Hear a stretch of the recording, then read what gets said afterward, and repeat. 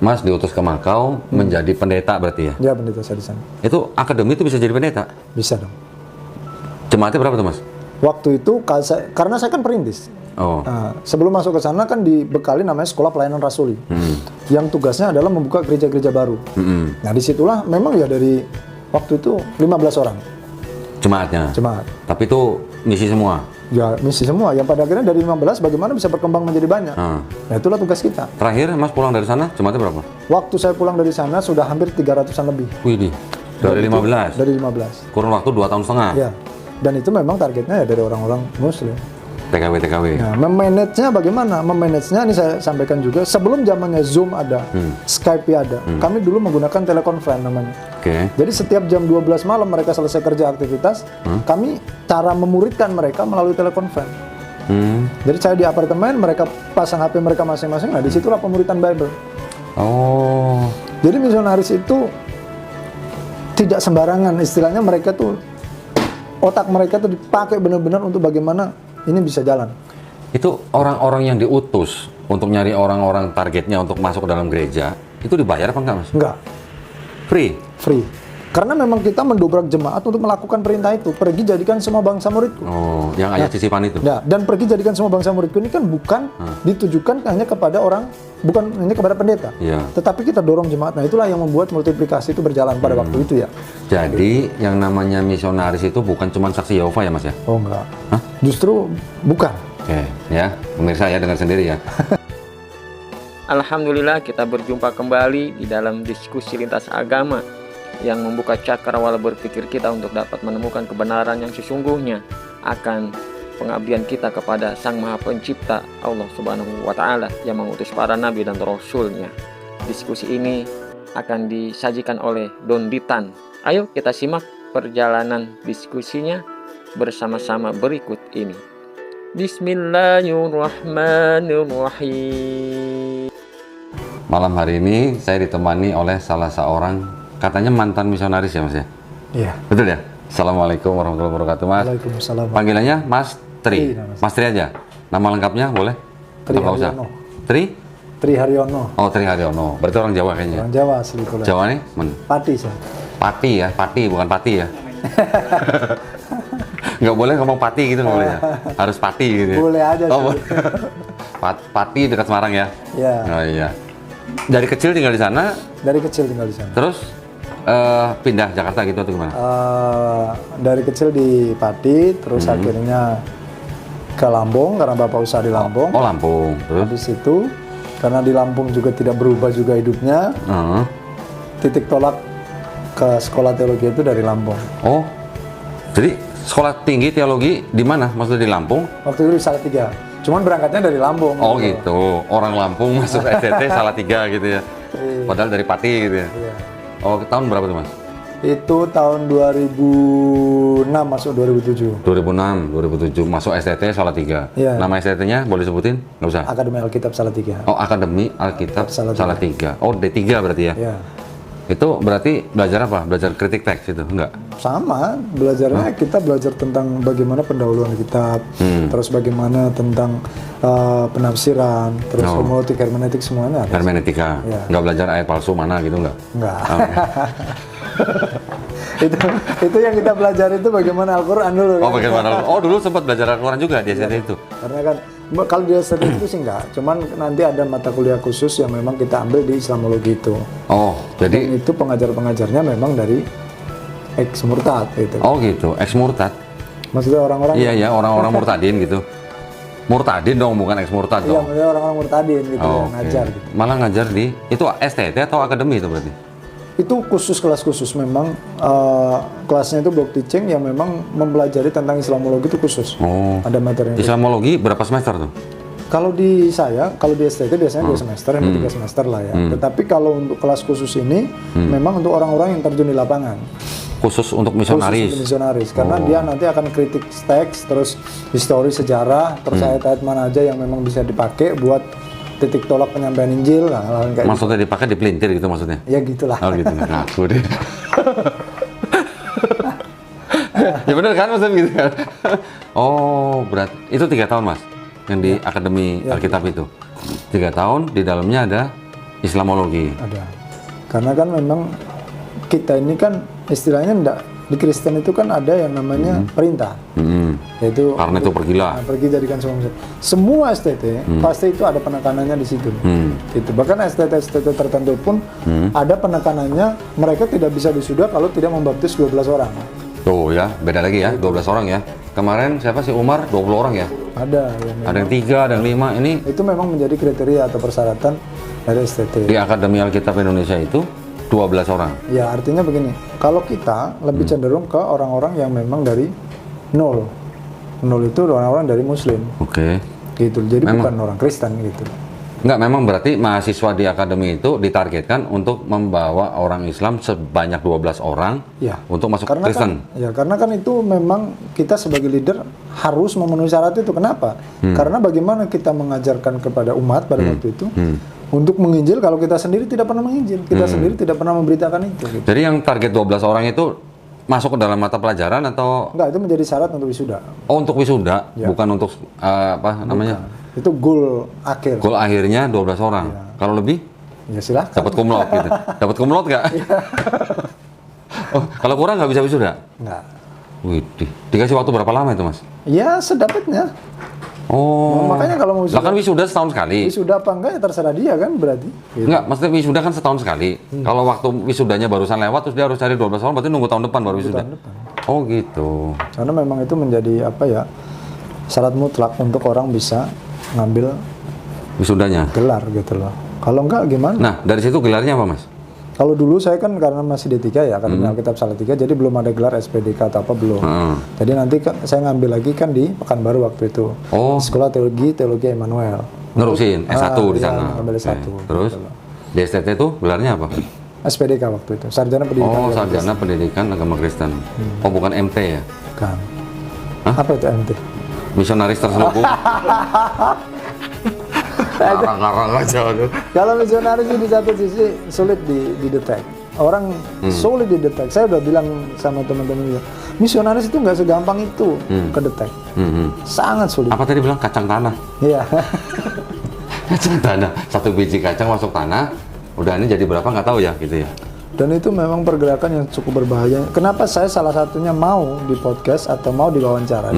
Karena pergerakan ini makin besar. Oke. Gitu loh. Pergerakan ini makin besar dan umat muslim di satu sisi Tidak peduli. menyadari dan tidak peduli akan hal itu. Kurang peduli. gitu. Kurang peduli gitu. Makanya di satu titik kalau nanti ke depannya orang akan kaget. Ada muncul sekte lagi yang luarnya Islam, dalamnya Kristen. Nah, itu ya. Dan itu pasti akan terjadi kalau tidak diantisipasi. Luarnya Islam, dalamnya Dalamnya Kristen. Kristen. Itu berarti ciptaan misionaris tuh. Nah, iya. Itu Tahun berapa Mas pindah dari Akademi Alkitab itu ke STT yang di Pekanbaru itu? kalau di Pekanbaru saya sih tahun 2014 kalau nggak salah. Oh, nggak langsung. Nggak langsung. Oh. Jadi kan STT-nya boleh saya sebut berkelana namanya? dulu. Yang di Pekanbaru? Sekolah Tinggi Teologi Emmanuel Indonesia. Immanuel Indonesia. Oh. 2 tahun berarti? Nerusin yang akademi Nerusin itu? dari akademi. Berarti 2 tahunan? 1 tahun doang. Oh, 1 tahun? 1 tahun doang. Ada Islamologinya lagi? Ya ada. Karena memang yang punya STT itu juga di satu sisi Hah? orang lapangan juga. Misionaris? Iya, Oh, dedengkotnya misionaris dari sana begini? Begitu ya? Iya. Setahun di STT. Terus setelah itu Mas gimana? Langsung jadi misionaris? Ya, saya sebenarnya menjadi misionaris kan udah lama. Udah, artinya kita kan ke lapangan dulu. Kita nggak kuliah terus nggak. Tetapi kita ngambil step by step ngambil gelarnya tuh. Tetapi kita lebih banyak kan di lapangan. Yang di mana? Yang di akademi atau di STT? Yang di akademi. Oh, akademi. Oh, Selesai praktek lapangan gitu ya? Selesai dari akademi ini kan saya langsung mulai keliling. Oh, oke. Keliling mulai ya sampai ke Flores, sampai kemana-mana gitu kan. Oh, yang menaungi siapa? Gereja atau? Gereja. Gereja. Sampai ke Hong Kong, ke Makau. Waktu itu Makau? Ya. Judi? Misionaris juga ke sono? Nah, misi itu kan akan dibawa kemana-mana. Di mana daerah itu tempat dosa, Hah? Tempat dosa? ya maksudnya tempat orang melakukan aktivitas yang di luar agama, maka disitulah misionaris diutus. Oke. Gitu loh. Oh, jadi waktu Mas Tri dari akademi itu langsung ke lapangan sampai ke Makau. Ya, Menjadi misionaris juga? iya. Menarik orang-orang apa? Targetnya apa di Makau? Targetnya ya orang-orang TKW yang ada di sana. TKW. Oh. Ya. Banyak Mas orang TKW yang masuk gereja? Banyak Di sana? di sana. Dulu gerejanya Baru saya, tahu gue juga TKW juga di Inter ya. Oh gitu ya. bahkan sekarang para misionaris menggunakan anak-anak dari STT ini dimasukkan untuk jadi TKW juga. Hah? Ya, Begitu? menjadi TKW. Kenapa menjadi TKW? Karena kan nanti izin kerjanya lebih mudah. Iya. Nah, Terus mereka- supaya di sana mereka sama teman-teman. lebih mobilitasnya lebih enak dan mereka juga dapat pemasukan dari situ kan. Oh. Tetapi nanti mereka ketika hari Minggu kan libur. Ya. Kesempatan hari Minggu libur itulah Ngajak. kesempatan untuk mereka. Ngajak ke gereja Muncul, ya. teman-temannya yang lain gitu. Sampai begitu ya. Nanti maintenance-nya Sorry maaf, saya lupa Mas, mohon maaf. Ini ngomong-ngomong, channel Donditan nih, di endorse nih. ini endorse sama Ngaji Cerdas Sama ya. siapa nih? Nah, Ngaji Cerdas nih, alhamdulillah. Ngopi dulu kita, asik. mantap ini kayaknya Ngaji Cerdas ini. Apa tadi, nomor rekening udah dicatat belum? Iya. Ya barangkali nanti ada Alhamdulillah. pemasukan. Iya. Terus di Makau berapa tahun Mas? Di sana hampir 2 tahun setengah untuk Urukilir ya, Hong Kong, Makau. Oh, Hong Kong, Makau. Gitu. Mas Tri di sana sebagai koordinator apa sebagai Memang pendeta. pelaku? Oh, pendeta. Kita buka gereja kalau di sana. Oh, memang buka gereja. Nah, tetapi gereja itu menjadi fasilitas untuk kita memuridkan orang dan untuk kita mengutus. Jadi begini, hari Minggu misalnya selesai ibadah. Jadi kalau misionaris itu ibadah itu celebration. Oke. Artinya bukan menjadi sesuatu yang utama. Ya. Gitu. Tetapi yang lebih cenderung kita mainkan adalah pemuritan. Jadi jemaat itu misalnya ada 20 orang atau 30 orang. Nah nanti kita didik mereka untuk keluar dari gereja, kirim dua-dua ke lapangan kemana, temui orang yang pada next minggu ke depannya, you harus bisa bawa itu ke dalam gereja. Dan nanti begitu lagi. Gitu, itu begitu lagi. Gitu. Jadi Mas diutus ke Makau menjadi pendeta berarti ya? Ya pendeta saya di sana. Itu akademi itu bisa jadi pendeta? Bisa dong. Jemaatnya berapa tuh Mas? Waktu itu karena saya kan perintis. Oh. Nah, sebelum masuk ke sana kan dibekali namanya Sekolah Pelayanan Rasuli, yang tugasnya adalah membuka gereja-gereja baru. Nah disitulah memang ya dari waktu itu 15 orang Jemaatnya? jemaat. Tapi itu ngisi semua? Ya misi semua, yang pada akhirnya dari 15 bagaimana bisa berkembang menjadi banyak. Nah itulah tugas kita. Terakhir Mas pulang dari sana jemaatnya berapa? Waktu saya pulang dari sana sudah hampir 300-an lebih. Widih, dari 15? Dari 15. Kurun waktu 2 tahun setengah? Ya. Dan itu memang targetnya ya dari orang-orang Muslim. TKW. Nah, memanage-nya bagaimana? Memanage-nya ini saya sampaikan juga, sebelum zamannya Zoom ada, Skype ada, kami dulu menggunakan telekonferensi namanya. Oke. Jadi setiap jam 12 malam mereka selesai kerja aktivitas, kami cara memuridkan mereka melalui telekonferensi. Jadi saya di apartemen, mereka pasang HP mereka masing-masing, nah disitulah pemuritan Bible. Oh. Jadi misionaris itu tidak sembarangan, istilahnya mereka tuh, otak mereka tuh dipakai benar-benar untuk bagaimana ini bisa jalan. Itu orang-orang yang diutus untuk nyari orang-orang targetnya untuk masuk ke dalam gereja, itu dibayar apa enggak Mas? Enggak, free.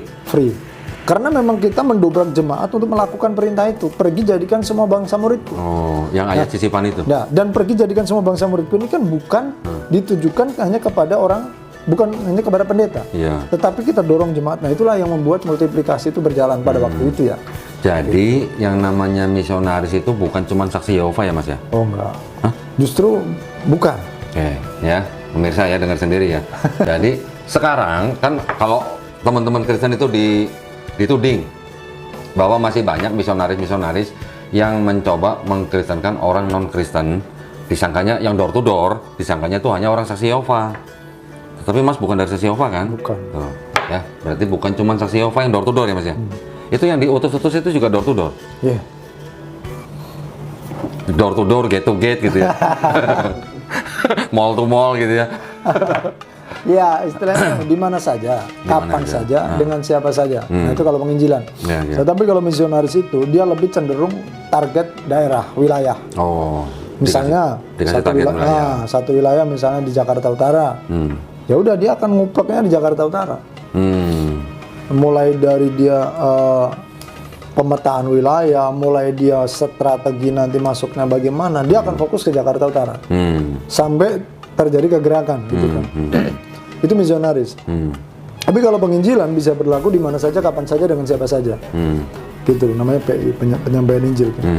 Gitu. Tapi kalau misionaris punya basis. Jadi Mas Tri waktu di Makau itu boleh dikatakan tugasnya ya rutinnya sebagai pendeta, tetapi sebenarnya misi terselubungnya adalah mendidik para misionaris baru Ya. untuk mendatangkan jiwa baru, gitu ya. MLM lah, multi level Oh, marketing. MLM. Gitu. Bagaimana kalau kita mengerjakan sendiri, hasilnya kan kecil. Ya. Saya misalnya sama Kodandi. Punya kaki tangan. Nah, kalau kita punya kaki tangan, maka hasilnya kan makin banyak. Ya, menyebar kanan itu kiri depan caranya. belakang gitu ya. Kenapa multiplikasi atau gereja itu makin banyak jemaatnya kan dari situ. Karena multiplikasi. MLM itu tadi. 2 tahun setengah Mas di Makau. Terus habis itu pulang ke mana? Habis itu saya ke Palembang. Oh, Palembang. Pulang Sulawesi dari Selatan. sana, dari Hong Kong, dari Maroko, saya Tahun, pulang. tahun berapa tuh Mas ke Palembang? Ke Palembang itu sekitar tahun 2010-an. Oh, udah lama ya. Saya pulang ke Palembang. Bukan pulang ya, karena itu panggilan hati ya. Karena saudara nggak punya, teman nggak punya, saya bapaknya nggak tahu. Itu ditugaskan berarti? Nggak pada waktu itu panggilan hati saya. Oh, oke. Saya datang ke Palembang, Ngapain? ya dengan tujuan Sama? sama, Dengan yang di Makau? mama. Tapi itu panggilan hati. Jadi Mas Tri di Palembang 2010 buka gereja sendiri gitu? Ya, Hah? buka gereja. Daerah mana? Itu di daerah Cinta Manis. Oh, Cinta Manis itu masuk dari Pelaju, Mariana Pelaju masuk ke dalam. arah kemana? Arah ke Oki? Atau arah ke mana? Masuknya jalur sih namanya. Kalau orang-orang Palembang tahu lah jalur mau arah ke jalur 20. Pokoknya Pelaju, Mariana, Cinta Manis itu mereka tahu daerah situ.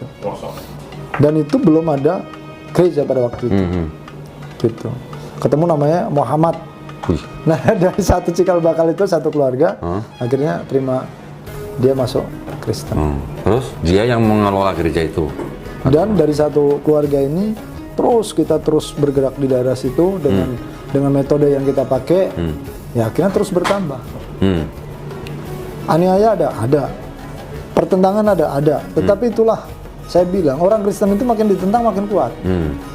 Gitu, makin kuat. Dan akhirnya apa ya? Makin bertumbuh. Sampai dapat jemaat berapa tuh Mas di situ? Ada sekitar 15-an orang pada waktu itu 15 awal. awal. Terus bertambah. Bahkan ada yang sampai sekolah teologi ya. Sekarang dia jadi dosen juga di Solo. Wih. Di Tawangmangu, STT Tawangmangu. Saya kirim ke sana. Sekarang dia jadi pendeta juga, jadi pengajar. Wih. Jadi Misionaris juga? jadi kalau dibilang, aduh. Makanya saya bilang kalau kan banyak itu kadang-kala komen di YouTube ya.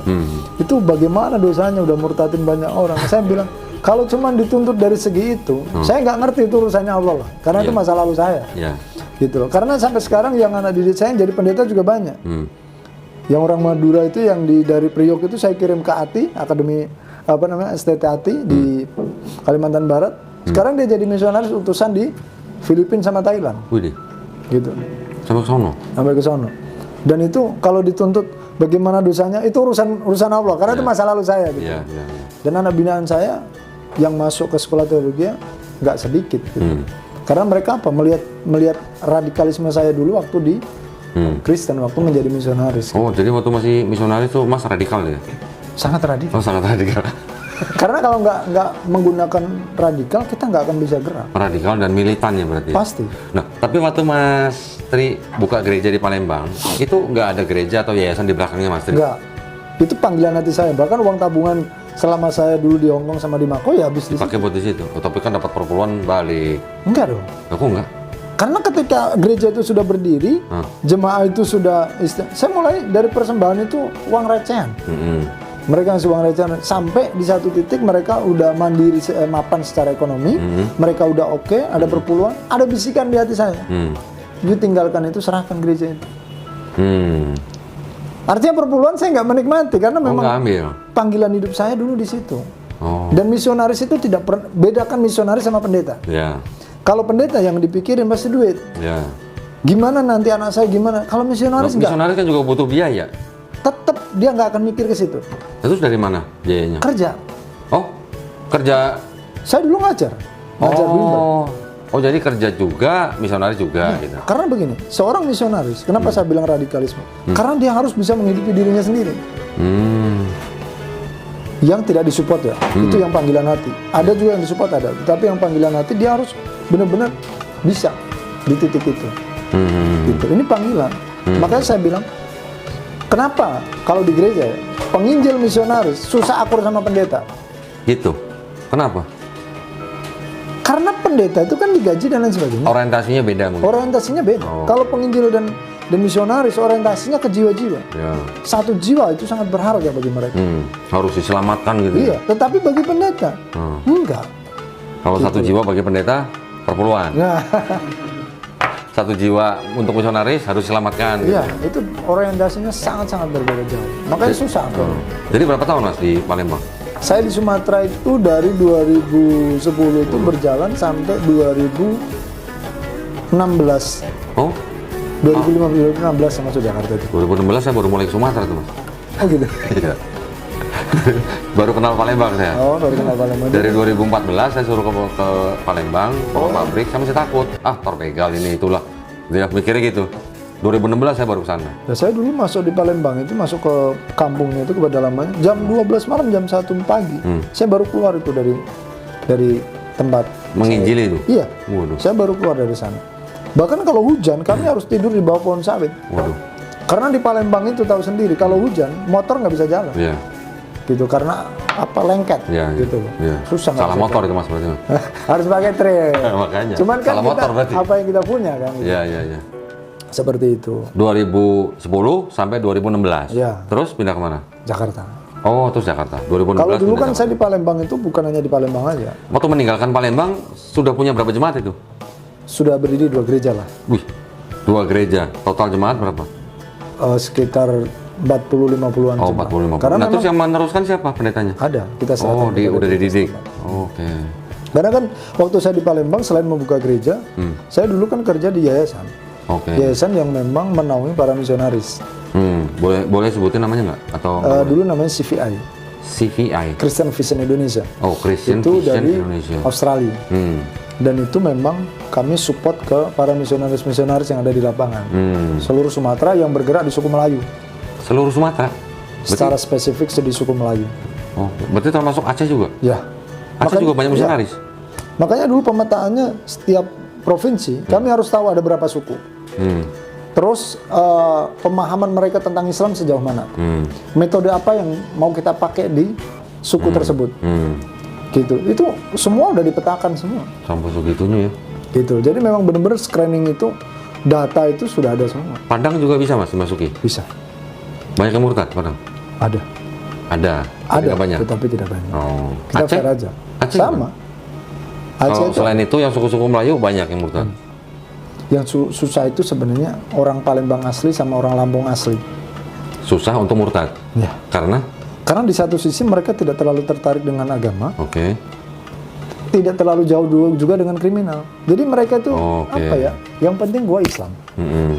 Nah orang-orang begitu itu yang susah. Ya, ya, ya. Karena dia tidak punya idealis tentang agama. Oke. Tapi orang-orang yang punya idealis tentang agama itu justru malah gampang. Karena dia haus mencari. Ya, ya. Nah, dan di situ bisa banyak diajak diskusi, dialog dan lain sebagainya. Selama di Palembang, Mas Tri itu lebih banyak mendidik misionaris baru atau ikut di lapangan juga untuk memurtadkan orang? Karena saya 2 minggu di dalam kota, 2 minggu saya di luar kota. Oh. Jadi saya itu nyetir mobil sendiri keliling sampai ke Aceh itu udah kerjaan sehari-hari. Waduh. Dari Palembang sampai ke Aceh? Iya, karena saya hari ini di Jambi, besok ke Muara Bungo, besok keliling lagi sampai ke Padang, ke Solo, terus keliling. Oh, gitu ya? Gitu. Dan itu jaringannya memang sudah ada? Ada. Misionaris-misionaris yang Ada di kota-kota itu? Dan kita ketika datang kepada mereka kan kita evaluasi. Kenapa? Masalahnya apa?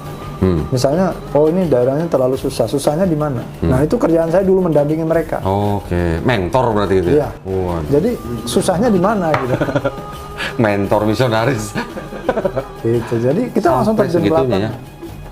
Misalnya ada, Bang, kami mau target daerah si A. Oke, saya langsung turun ke lapangan. Screening dengan masyarakat, kita ngobrol-ngobrol dengan tokoh-tokoh masyarakat yang ada, kita silaturahmi, ngobrol gitu kan. Dari situ kita tahu pemahaman mereka. Kalau kepalanya pemahamannya sudah sampai di titik ini, berarti yang ke bawahnya juga nggak jauh-jauh dari situ. Oke. Pemahaman tentang Islamnya? Tentang Islam. Jadi ketika kita sudah screening begitu, lalu metode apa yang mau kita pakai? Misalnya di daerah A itu pinggir sungai misalnya. Pinggir sungai itu ikan banyak, tapi sayur kurang.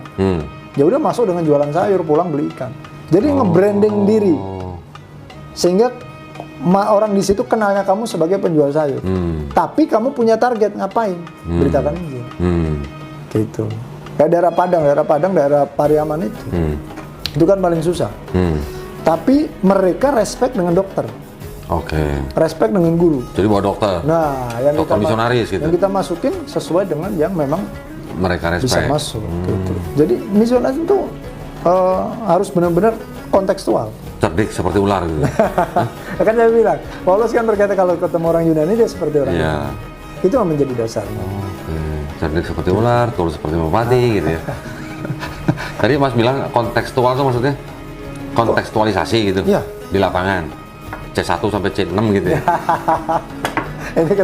Ini yang tahu metode ini hanya orang-orang lapangan yang memang pengajar tingkatnya. Oh, yang tahu C1 sampai C6 itu cuma pengajar? Iya, karena memang penggolongan-penggolongan ini kita pakai untuk apa? Untuk menggolongkan teman-teman yang memang yang masih ada di gereja C1, yang sudah mulai mau keluar C2, nanti mulai penginjilan C3, sampai di C4, C5 itu udah mulai hilang budaya gerejanya itu udah hilang. Sudah tidak membawa identitas Nah, jadi ketika dia datang kepada orang, ya udah mulai pakai bahasa assalamualaikum, sudah menggunakan bahasa-bahasa panjang, pakai kupluk. Itu udah menjadi metode di lapangannya. Mas Tri dulu udah sampai C berapa, Mas? Cendol ya. Cendol.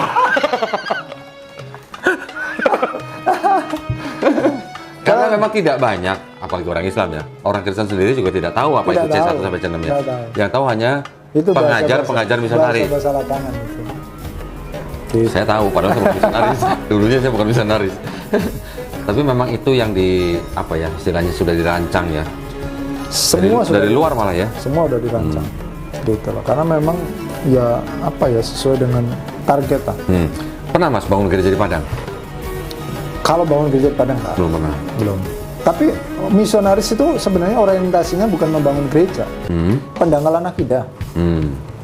Karena gereja itu bagi misionaris itu nggak penting. Oh gitu. Beda dengan pendeta. Ya oke, maksudnya misionaris dan pendeta kan harusnya bekerja sama dong. Enggak, beda. Enggak. Prinsipnya beda jauh. Misionaris pokoknya targetnya mendangkalkan akidah jiwa. Yang penting beriman bahwa Yesus adalah Tuhan dan Juru Selamat. Itu yang dikejar. Nanti dengan sendirinya baju itu akan kebuka. Gitu kan? Bahasanya kan begitu. Ketika ini di dalamnya masih ada kopi, masih ada kotoran. Gimana sih caranya nyingkirin kopi ini? Mengeluarkan akidah lama, memasukkan akidah baru gitu ya? Udah cemplungin aja air bersih terus. Lama-lama kan kopi hilang sendiri kan, tinggal air putih kan. Jadi begitu. Ada memberikan sesuatu nggak ke orang-orang yang ditarget itu? Oh enggak, kalau kami dulu tidak. Oh dulu nggak pakai itu? Kalau tim saya ya, dulu nggak ada. Kenapa?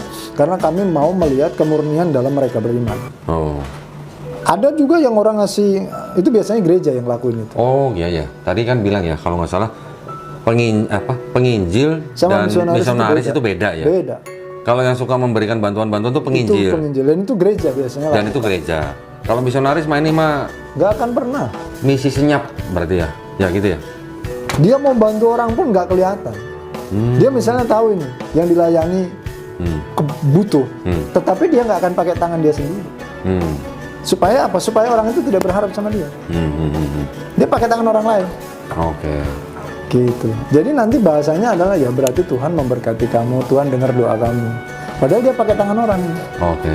Oh ya, jadi seolah-olah itu bantuan dari Tuhan. Jadi kalau misionaris itu dia nggak akan pernah mengizinkan orang berharap sama dia. Enggak. Mintanya sama Tuhan. Nah. Tapi situ yang ngirim penginjil, ngirim makanan gitu. Beda. Tuh, baru tahu kan? Itu beda jauh. Yang biasa yang diceritakan ngasih makanan, ngasih apa, itu biasanya kerjaan gereja. Kalau misalnya ada bencana alam, gereja. Ya. Kayak kemarin di Cianjur. Di Cianjur nih kasus Cianjur saya udah. Itu kan yang diributin gereja. Misionarisnya di atas sana leha-leha aja, nyantai-nyantai. Lagi murtadin orang. Iya, dia bodoh amat dengan gereja di sini. Yang dicecer gereja, yang pakai tenda ada namanya. Itu mah ada. Misionarisnya mah nggak di situ gitu ya? Nggak di situ. Dia udah nyatu dengan masyarakat. Dan itu kalau nggak orang yang ngerti bener nggak akan tahu. Gitu. Dan dia pasti bisa diterima. Canggih ya berarti ya? Pasti bisa diterima. Dimanapun dia berada pasti bisa diterima. Susah ditolak. Karena pendekatannya dia psikologis, misionaris kan belajar juga tentang psikologi. Jadi pendekatan dia akan menyentuh ke hati. Nah itu yang sulit untuk ditolak. Kalau orang sudah kena hatinya, susah. Apa? Ada lagunya tuh apa? Loh, bener, kasus Cianjur itu banyak misionaris di dalam. Banyak, yakinlah banyak. Karena itu kesempatan mereka masuk dulu zamannya Aceh ya, tsunami. Itu misionaris juga banyak di sana itu. Bener. Oke. Mereka dikirim dari beberapa tempat. Ceritanya mereka ngasih bantuan atau sambil membantu. Sambil mereka membantu, sambil mereka pokoknya apa aja lah. Jadi yang saya tangkap tadi, misionaris tidak harus mendirikan gereja. Enggak, misionaris justru tidak mau mendirikan gereja. Oh, malah tidak mau. Tidak mau. Yang penting orang yang ditarget itu akidahnya Ya. bisa didangkalin Karena gitu. yang mereka kejar adalah MLM tadi, Ya. multi level marketingnya itu jalan. Kalau bisa sampai kalau yang sudah berhasil dengan satu target ini bisa Sekarang apa gini, namanya mencari orang contohnya lain gini gitu kok ya. ya. Koko misalnya masuk ke kita, tim kita. Koko masuk gereja, udah ke cutting komunikasi. Oh, Koko mau ngomong sama saudaranya Muslim, nggak akan diterima. Otomatis akan terjadi aniaya dan lain sebagainya. Tetapi kalau Koko tetap di posisi Koko, Koko bisa ngomong sama yang lain-lain dengan bebas, tanpa ada tembok itu di situ. Gitu. Tetapi yang dipelajari bukan lagi Al-Quran, yang dipelajari udah Alkitab. Oke. Tetapi secara KTP, secara semuanya masih Islam. Mas, boleh nggak simulasi? Simulasi. Ini kan bisa jadi edukasi kan, Mas? Ya kan? Kalau gini, kalau misionaris itu begini, Bro. Dia case-nya lihat orang ini kebutuhannya apa. Oke. Gitu. Jadi ketika mereka ketemu dengan orang sakit, dia nggak akan bicarakan yang lain. Nggak bicara agama? Enggak. Dia tidak membicarakan masalah Yesus adalah Tuhan dan Juru Selamat, dia yang datang ke dunia untuk menebus dosa manusia, enggak. Itu nggak ngomongin? Enggak. Masih kalau ketemu orang sakit, Orang sakit yang Bantu. ditawarkan apa? Doa. duit. Mau nggak saya doain? Itu dulu. Oke. Ketika dia sudah dapetin mujizat, dia bisa nolak? Nggak bisa. Mujizatnya gimana? Saya doakan ya, tapi saya berdoa di dalam nama Isa Al-Masih. Kenapa? Karena Isa Al-Masih lah yang membangkitkan orang mati, yang menyembuhkan. Asik. Lari kan ke situ. Asik. Iya nggak sih? Terus. Dia membangkitkan orang mati. Orang sakit disembuhkan. Orang mati aja dibangkitin, apalagi cuma orang apalagi sakit gitu ya. Percaya bahwa Isa Al-Masih bisa menyembuhkannya. Nah, terus yang yang disebut mujizatnya gimana? Nah, ketika dia sembuh, baru masuk Masuk lagi. Injil. Oh, kirain ngirim dokter gitu, masuk obat Enggak. apa gitu, oh mujizat sembuh Enggak. gitu. Ketika didoain dia sembuh dengan mujizat dalam nama Isa tadi, mulai masuk Injil. Nah, ini ngomong-ngomong soal Gitu. penyembuhan nih orang sakit nih. Ada pendeta, tahu lah pastilah, Ya. di satu kota mengadakan apa ya penyembuhan gitu. Tahu ya? Gimana itu? Itu beneran apa enggak? Bikin roller. Iya, yang ada dijorokin, ada ditapok, ada di apalah. Gini, sebenarnya yang di dalam tubuh kita, yang paling kuat apa sih? Sugesti kan? Iya, sugesti. Sama kesembuhan juga sugesti. Iman. Oh, kan bener. Iman itu kan larinya ketika disugesti terus, kamu sembuh, kamu sehat, kamu pasti siapa yang menyembuhkan Yesus, terus disugesti, maka itu akan timbul sebuah kepercayaan dan keyakinan. Jangankan pendeta, batu aja, kalau kita disugesti bahwa batu itu bisa menyembuhkan, itu akan terjadi. Makanya iman yang salah itu bahaya. Beriman kepada sesuatu yang salah itu bahaya. Karena ketika kita berdoa ya minta. Itu kan yang dengerin bukan hanya Allah, bukan hanya malaikat. Iya. Setan juga dengerin. Nah, Setan yang jawab gitu. jadi sugesti itu yang terjadi. Gitu. Lah iya dong. Kan setan juga dengar gitu. Setan yang jawab gitu. Gitu. Iya, Jadi iya, sugesti itu yang menjadi permainannya di situ. Iya ya, jadi harus bedain ya pendeta dengan misionaris Jauh beda. atau penginjil dengan misionaris itu Beda, beda jauh. ya. Penginjil, Makanya- pendeta kasih bantuan ya.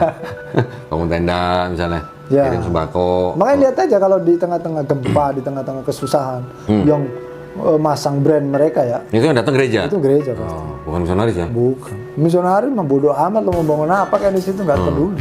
Misionaris Dia nyusup udah masuk Iya. ke dalam. Yang dia kejar apa? Sentuhan secara psikologis. Gitu. Bahkan dia nggak mau kelihatan, nggak mau ngumpul-ngumpul di situ, nggak mau. Misalnya di situ ada gereja gitu. Dia nggak mau ngumpul ke situ, justru dia akan Malah menjauh. Menjauh. Dia pergi nyari ke tempat yang nggak ada orang-orang itu. Ya itu yang tadi saya bilang MT kan berarti kan. Misi terselubung ya berarti ya. Gitu itu udah pasti. Makanya kalau orang bilang oh misionaris kristenisasi, salah kamu, Oke. salah kaprah. Nggak akan kristenisasi. Jadi pendekatannya gaya tidak misionaris. harus langsung dari Banyak agama. juga. Tapi dari kebutuhan dia apa? Kebutuhan, yang kedua kepada pendekatannya itu personal, misionaris itu. Gitu. Paling tidak membuat orang itu merasa berutang budi gitu ya? Enggak, Bisa? membuat orang enggak berutang budi sih enggak, membuat orang itu nyaman dan percaya. Dengan kita gitu. Iya, karena begini loh, setiap orang kan pasti punya masalah. Iya. Dan masalah itu orang itu pengen cerita pasti. Iya. Dan itulah kesempatan kita dengerin aja cerita. Makanya sebenarnya masjid itu harus terbuka 24 jam dan para ustadz, para ulama harus siap menjadi konselor buat umat. Loh, gereja aja nggak 24 jam gimana? Maksudnya ini kan panggilan. Menjadi ulama, menjadi ustadz itu panggilan. Jadi pendeta juga panggilan. Kami Tapi kan nggak bisa 24 jam mas. saya dulu kok ya. Saya dulu. Ini ngomongin misionaris. Saya dulu orang telepon jam 12 malam, jam 1 malam. Tetap layani. Saya tetap terjun, turun. Kenapa? Karena bagi saya dulu itu bukan pekerjaan. Itu panggilan hidup. Saya sudah ditetapkan di sini ya saya lakukan di situ. Lain ya kalau udah kalau nyebut-nyebut udah panggilan. Beda kalau sudah panggilan tuh beda. Kalau dulu saya sering ketemu Ustadz Ali ya, Ali Mansur. Itu kan panggilannya untuk Mualaf. benteng mualaf. Ya, ya. Jam berapapun dia di ini pasti dia terjun. Ya, ya. Nggak mungkin nggak. Oke, 2016 ke Jakarta. Terus Ya di Jakarta saya mulai bertugas ngubek pemetaan Jakarta. misionari lagi, Sama. pemetaan lagi.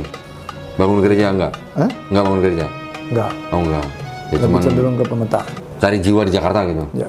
Waduh, Jakarta kan banyak. Dulu kan larinya saya sampai ke Cirebon juga, Cirebon, Indramayu, Garut gitu kan. Jadi kita dampingin teman-teman di lapangan juga.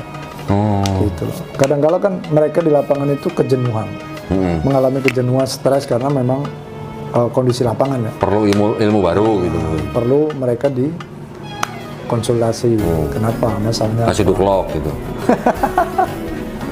ya gitulah. Gitu. Tahu nggak duklok? Dukungan logistik. Nah, kalau dukungan logistik mah itu udah pasti. Pasti ya. mereka ada. Jadi 2016 sampai sekarang masih Jakarta berarti. Kalau di Jakarta sih saya nggak pernah pindah kemana-mana. Oke, dari 2016 berarti. Oke. Nggak pernah pindah kemana-mana. Yuk. Jadi Mas Tri sudah memurtadkan berapa orang? Aduh, kalau itu mas saya nggak mau ngitung lah. Wah, Takut. benar, saya nanti netizen ini. Netizen Iya, itu pasti balikin lagi dong gitu. Ya bukan begitu juga ya. Kalau Namanya dibilang itu dulu berapa, profesi ya. saya udah angkat tangan. Pak. Artinya saya tidak mau mengingat itu lagi. Karena udah banyak. Iya. Kalau dibilang banyak. Tetapi, Ratusan, ribuan, ya kalau ratusan di atas. di atas sana. Makanya Maksudnya masih hitungan ratusan? Ratusan. Ratusan. Gitu. Cuman kan kita multiplikasinya itu yang ngeri. Iya. Emang Jadi ini- dari orang yang kita bawa ke dalam Itu yang ngeri. Kristen misalnya waktu itu Bahkan kalau boleh dibilang sampai sekarang kan, masih jalan gitu. multi itu masih jalan. Ya itu yang saya ngeri. Saya nggak mau nyebut gitu. Iya. Mungkin dulu Mas memurtadkan 300 orang. 300 orang ini sudah memurtadkan berapa orang kita nggak tahu ya. Iya. Kayak yang Khairul Anwar yang tembel yang nongol di YouTube itu, Ya. yang mantan preman Malang yang bertobat, yang sekarang dia jualan bakso edan di Malang itu kan saya dampingin dia berapa bulan. Begitu. Iya. Makanya kata-kata dia itu ciri khas, hidup bagi Kristus, mati keuntungan. Asik. Asik. Ada tuh di YouTube. Dan itu kata-kata itu ketika masuk di dalam hati dia sampai sekarang. Sampai sekarang dia tuh malah jadi penginjil di mana-mana. Gitu artinya makanya kalau dibilang misionaris udah berapa banyak, saya udah angkat tangan dah. Saya nggak mau nyebut. Kenapa? Karena itu kan multi. Dan kita kejar itu multinya. Multiplikasinya. Gitu. Iya. Gitu. Bahkan kalau kita sudah menjadi seorang leader, kita udah nggak pusing lagi baptis orang. Justru malah orang-orang yang misalnya orang ini dimenangkan oleh A, ya kamu yang harus baptis. Ya, sekarang gini kan tadi Mas bilang misionaris kan tidak penting mendirikan gereja. Ya, Kalau sudah mendapatkan atau memurtadkan orang, terus orang bilang itu saya mau gereja mana gitu. Nah itu gimana? oh kita akan tahan. Hah? Kita akan berikan penjelasan bahwa gereja itu tubuh kamu. Wih, iya. Gereja itu bukan bangunan. Bait Allah gitu ya. Ya kan ada ayat. Ya. Nah, makanya ayat Kan itu jangan merusak bait Allah. Hanya boleh ngerokok gitu ya. Ayat itulah. Ya apal gua. Ayat itulah yang dipakai. Gitu. Siapa Iya, yang maksudnya kebaktiannya di mana? kebaktiannya di rumah. Oh. Kalau dia masih satu, masih belum bisa kita tarik ke kumpulan, ke jamaah, namanya JRT, jamaah rumah tangga. Nyebutnya juga udah Komsel gitu ya? Bukan komsel. Nyebutnya udah pakai jamaah, namanya kontekstual. Kan? Oh, biar ini ya. Gitu. Oke. Jadi Itu C berapa itu? C berapa itu? Jadi udah pakainya kontekstual. Iya. Jadi nggak pakai kontekstual. Kita screening juga kok. Artinya orang ini kalau memang belum bisa dibawa ke jamaah, kita persen to persen pemuridannya. Oke.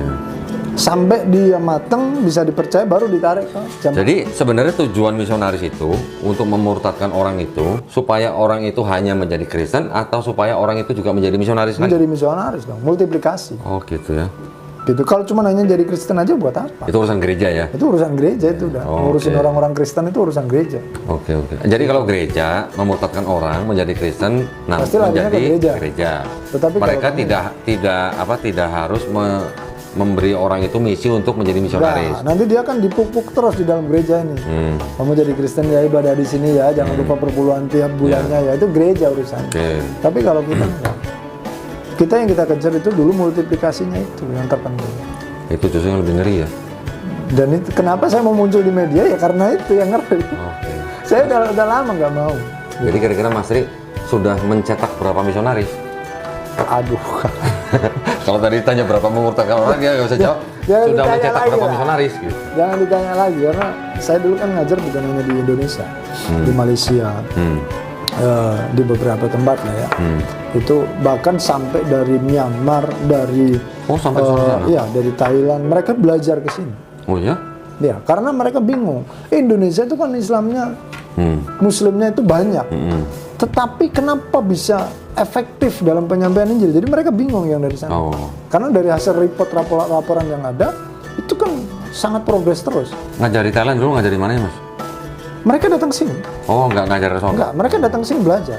Saya kira Mas dikirim ke... Bahkan dari Korea Selatan, Belajar di sini juga? belajar ke sini. Gitu. Saya ngajar mereka dulu setiap 6 bulan sekali mereka rolling. Itu Mas dapat bisa ngajar-ngajar gitu ilmunya yang dari Akademi Alkitab itu atau dari tempat lain? Dari lapangan dong. Oh, dari lapangan. Kan kita nggak mungkin mengajarkan sesuatu yang dimana kita nggak lakukan. Iya, nggak maksudnya teori-teorinya? Ya teori-teorinya ya kita buat sendiri. Oh, Misalnya kayak di Korea Selatan. Iya. Korea Selatan kan sekarang udah kena namanya kickpot. Gereja mulai nyusut. Oke. Nah, bagaimana para anak-anak muda ini bisa membangkitkan lagi? Oke. Jadi kita sesuaikan dengan konteks. Masalahnya apa? Terus bagaimana cara menangani masalah itu? Gitu loh. Kayak kemarin saya share dengan salah satu pengurus di Masjid Sunda Kelapa, anak-anak muda. Saya bilang sama dia, sekarang ngurusin anak muda nggak bisa kamu suruh mereka pengajian datang yuk ke masjid, nggak bisa. Kalian yang harus terjun ke lapangan, turun ke lapangan membuat yang kreatif. Contohnya pengajian di tempat kopi sambil ngobrol, tetapi esensi yang dibicarakan di situ tentang Al-Quran. Nyampe ke mereka. Gitu loh. Itu yang nyampe. Anak sekarang kita obrol-obrol, yuk kita pengajian. Aduh, Susah. mereka udah punya dunianya sendiri gitu Iya, kan. betul. Makanya caranya apa? Dengan komunitas. Kita yang mendekat ke mereka ya. Nah, dengan komunitas. Kalau kita tidak bisa, yang ada di komunitas mereka. Makanya anak-anak muda sekarang punya komunitas. Ada komunitas yang motor, ada komunitas kayak Dodi kan motor ya. Iya, iya. Itu harus bisa dipakai. Ya, jadi sambil naik motor ceramah gitu ya. Gitu. Enggak, kan harus ikut kamu kan. Jatuh. Itu bisa untuk berdakwah. Ya. Di basket, di bola, semua komunitas harus bisa dipakai. Jadi sebenarnya, tapi kan ini ngomongin Islam nih. Saya belum nanya situ kapan masuk Islam. Tahun 2019 saya udah sadar. 2016 balik Jakarta, 2019 bersahadat. Nah itu gimana ceritanya kok banting setir? Saya kan sebenarnya udah mempelajari tentang tauhid ya, tentang syahadat Sejak itu tahun? sendiri. Udah dari saya di Sumatera itu udah mempelajari itu gitu kan. Oh ya, karena ada di STT juga ada ya? Ya, jadi ketika saya mempelajari tentang bagaimana konsisten tentang tauhid itu sendiri, di situ saya temukan Islam. Karena pada waktu kuliah pun, entah di Akademi Alkitab atau yang di STT, mempelajari Quran juga ya? Ya, kalau kita masih di Kristen kan kita masih kena bingkai, bingkai doktrin. Yeah. Nah, ketika kita kena bingkai doktrin, maka mau tidak mau, kita akan terbawa dengan bingkai itu. Tapi ketika kita keluar dari bingkai, kita akan bisa mengkritisi. Gitu loh.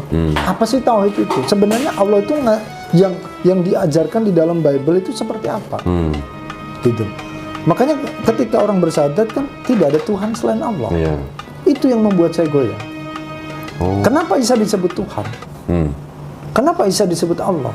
Padahal tulisan loh batu yang diturunkan langsung oleh Allah itu jelas.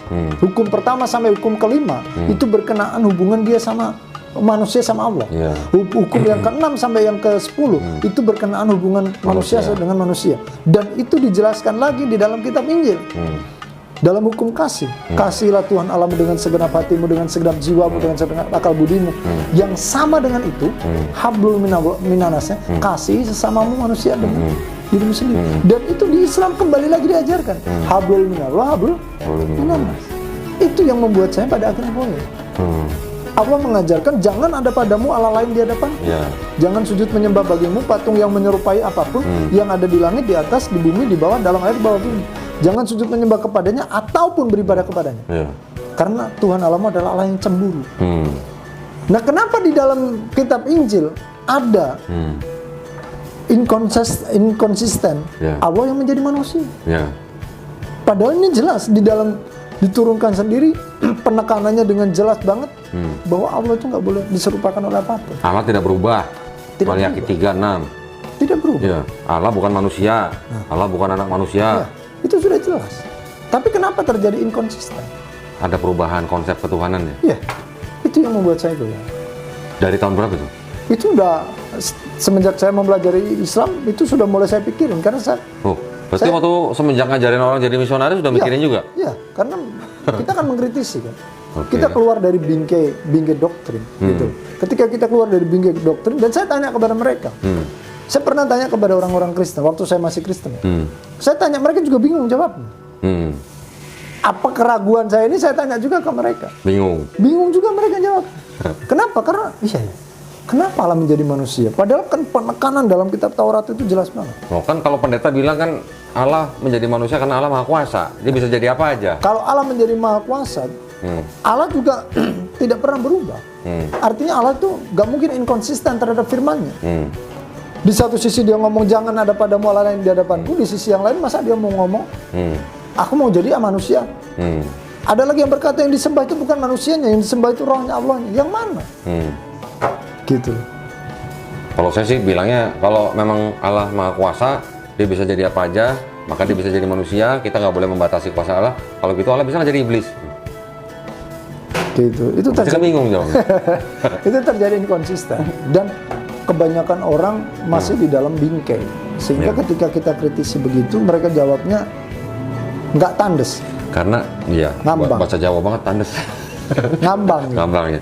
Jadi memang sepertinya memang Kristen itu diajarkan kepada umatnya secara doktrinisasi ya. Jadi hanya masuk imani sampai masuk di bawah alam bawah sadar gitu ya. Seperti itu ya. Yang maksud dengan bingkai itu. Dan sekarang begini aja, keselamatan itu setiap Armenian, Calvinis, ini kan beda-beda. Ada yang berkata keselamatan bisa hilang, ada yang berkata keselamatan tidak bisa hilang, sekali selamat tetap selamat. Ini kan sesuatu yang sudah terjadi perpecahan di dalamnya. Terus berkenaan tentang konsep ketuhanan sendiri. Kan cuman yang kuatnya kan di dalam pada mulanya adalah firman itu bersama-sama dengan Allah, dan firman itu nuzul menjadi manusia. Ayat yang ke-14 itu. Itu yang menjadi kekuatannya. Ajaran Bambang Nurseno tuh, nuzul jadi manusia. Nah kan memang yang menjadi kekuatannya kan di situ doang. Bukannya itu minjem filsafat Yunani kuno? Ya artinya kan begini loh Pak. Itu menjadi kekuatan satu-satunya ayat yang dipakai sampai saat ini. Yohanes 1:1 ya? Tuhan. Iya, Yohanes 1:1.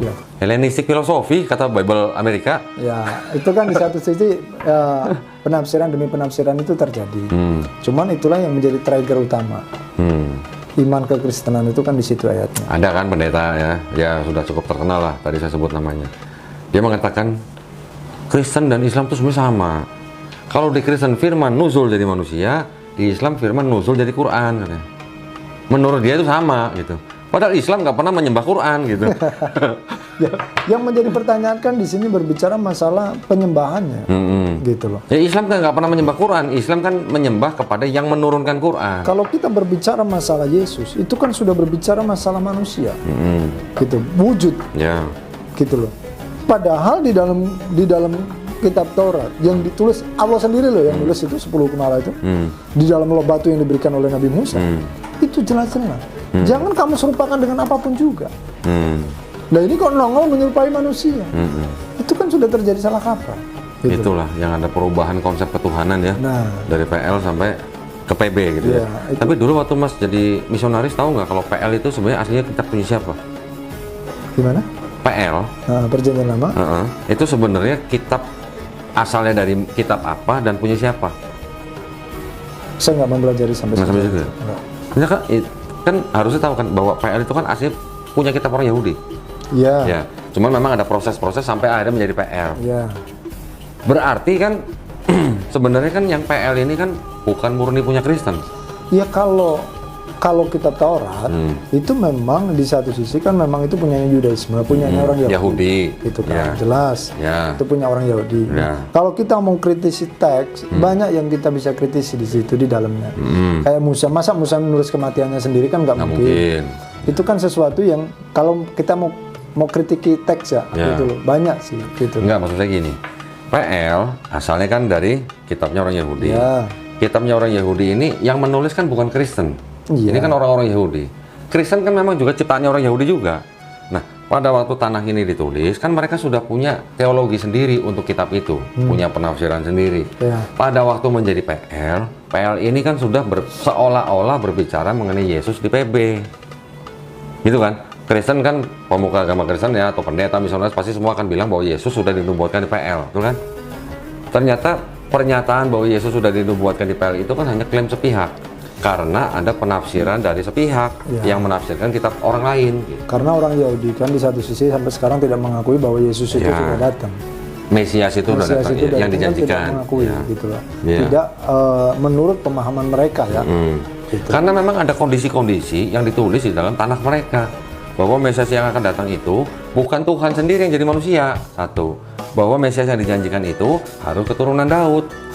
Ketiga, bahwa Mesias yang akan datang itu bukan yang tugasnya datang, udah selesai, pergi, datang lagi. Bukan begitu konsep Mesias Yahudi gitu. Yang keempat, Mesias yang mau datang itu nanti pada waktu di bumi itu sudah gak ada perang.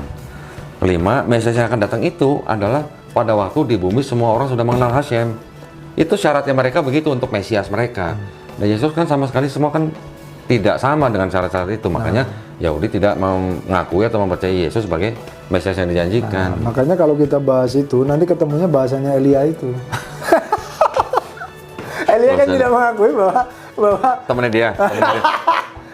makanya saya bilang kalau mau dikaji dari segi situ nggak akan ketemu. Karena Kristen pun di satu sisi kalau lihat dari sejarahnya Yesus ya, sejarah Nabi Isa di dalam Al-Quran, pasti mereka juga nggak akan ngakui. Ya, tapi kan pada waktu nemuin orang-orang Islam bahwa Bible yang ada tulisannya Isa Al-Masih. Nah iya, makanya di satu sisi kalau ngomongin masalah dari kritik teks, maka nggak akan ketemu. Makanya kayak Lia itu saya paham karena dia lihat dari segi histori kritik teks gitu loh. Makanya Allah sudahlah. Tetapi kalau bagi gereja atau bagi pendeta misionaris, mereka nggak mau mempertajam di titik itu. Gitu. Ya kan memang saya malah pernah membaca sebuah catatan di dalam sebuah buku, catatan dari penerjemah Bible itu sendiri, orang Belanda yang menerjemahkan ke bahasa Indonesia. Kalau nggak salah itu Klinkert. Dia mengatakan bahwa kalau untuk orang-orang Kristen di Indonesia, dia menerjemahkan Bible itu dengan nama Yesus Kristus. Tapi kalau untuk orang-orang Muslim, dia menerjemahkannya dengan Isa Al-Masih. Ya karena itu bahasa konteks. Sama kayak kami. Misionaris. Kami berusaha bagaimana Injil ini bisa menggunakan bahasa daerah masing-masing. Yang diterima sama masyarakat situ. Ya. Gitu ya. Bahkan dulu di Aceh itu, di orang Calang dulu, orang Calang Melabos ini. Kami tarik ke Jakarta untuk menerjemahkan bahasa Indonesia ke bahasa mereka. Oh ya? Iya. Ditarik kemana tuh ke LAI? Nggak ada satu tim khusus yayasan yang memang untuk gimana bahasa Alkitab ini bisa pakai dengan bahasa mereka. Pendekatan terdekatnya. Paham.